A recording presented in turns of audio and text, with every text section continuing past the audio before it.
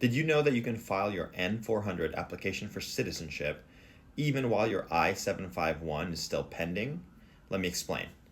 So, if you applied for adjustment of status and got your green card through marriage, but at the time that that green card was approved, the marriage was only 2 years or less old, okay, so it was a 2 year or less marriage, then the immigration will only give you a 2 year green card, okay? It's a green card with all the rights and privileges of travel and work, etc., but it expires in 2 years. And 90 days before that 2 years is up, you need to file what's called the I-751 within that 90-day period. So 90 days prior up to the date of expiration, okay? You need to file what's called an I-751, which is called a petition to remove the conditions, meaning immigration wants you to show them what's happened since the time they gave you the green card up to that point in time. They want to know, are you still together with a U.S. citizen spouse that petitioned you? Did you guys divorce? What happened, okay? And if you're still together and you have evidence to prove it, then they give you the 10-year green card. All right.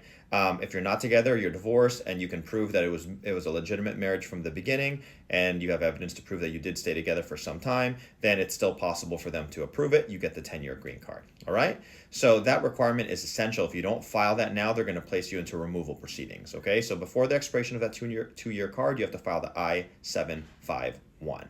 All right. Well, once upon a time, these 751s were quick. It would be, say, maximum 6 months, you'd have an approval. But now they're taking up to 2 years to make a decision.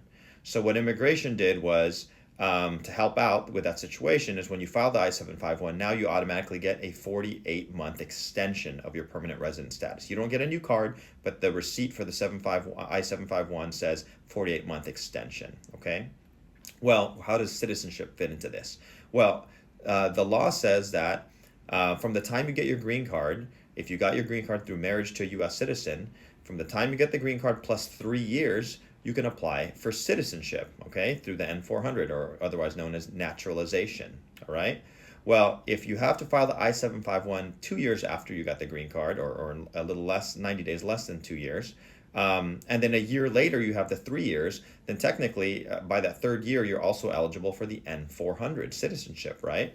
But the I-751s are taking 2 years. So people found themselves in this situation where they had the 3 years necessary for citizenship, but they were still waiting for the I-751 to be approved, so they couldn't, okay? So finally, USCIS decided to address this issue. And what they say is, if you have your I-751 still pending, but now you find yourself with the requisite 3 years of marriage to the U.S. citizen through whom you got the green card, then you can go ahead and file the N-400, and they will essentially